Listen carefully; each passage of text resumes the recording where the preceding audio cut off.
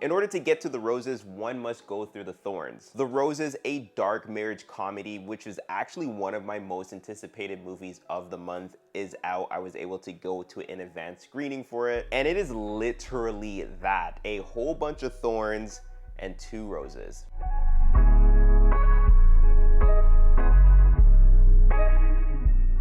The Roses, a comedic drama starring Benedict Cumberbatch as Theo Rose and Olivia Colman as Ivy Rose, are a married couple that literally had it all, with Theo being a high-class architect and Ivy being a chef turned franchise owner. Things go awry and Ivy steps into the main breadwinning position. There's a lot of compromises throughout the film, but The Roses does a really good job at portraying the traditional roles as well as the modern roles and how they impact families, which is something that doesn't get talked about enough. Both Ivy and Theo are okay with the roles being switched because that's literally what marriage is about through thick and thin. But over time, they develop a sense of resentment for each other because Ivy was missing child milestones and Theo wasn't able to provide for his family. The chemistry between Benedict and Olivia was extremely believable. Something that really stood out in this film for me was how impactful words can truly be to a person, especially if you're making these comments to be petty, spiteful, hurtful. And yeah, it is common sense that if you say something hurtful to your partner, it's going to affect them. But I thought The Roses portrayed that in a very powerful way and used a lot of metaphors and analogies to really show the dysfunctionality between this couple. This film does a good job highlighting the fact that love is not an easy emotion to navigate through, especially if you're going through your own personal issues. But when you're dealing with your partner, it's very important to put your ego aside and address the matter in a vulnerable way,